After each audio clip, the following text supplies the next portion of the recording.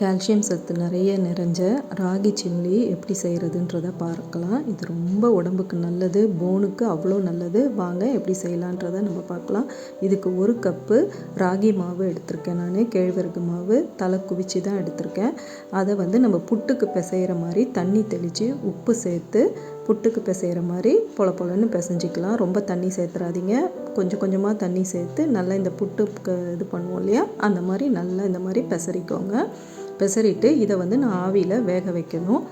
நம்ம இந்த மாதிரி பிசறி எடுத்துட்டு இதை ஆவியில் வேக வச்சுக்கலாம். நான் இந்த மாதிரி ஸ்டீமர் யூஸ் பண்ணி செய்கிறேன். நீங்கள் இட்லி பானையில் வேக வைக்கிறதுனாலும் வேக வச்சுக்கலாம்.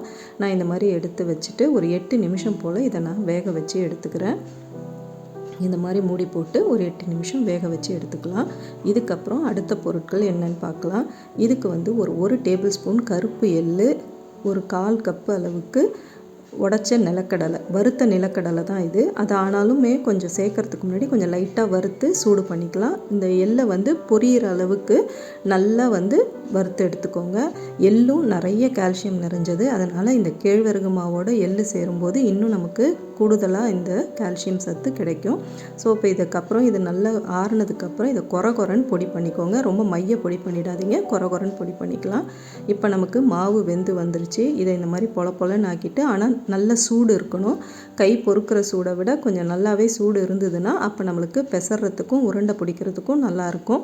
இந்த சூட்லேயே 1 டேபிள் ஸ்பூன் நெய் விட்டுட்டு 1/2 டீஸ்பூன் ஏலக்காய் தூள் சேர்த்துட்டு நம்ம பொடிச்சு வச்சுருக்கிற எள்ளு, நிலக்கடலை எல்லாத்தையும் இதில் நம்ம சேர்த்துடலாம். கொரனே பொடி பண்ணிக்கோங்க.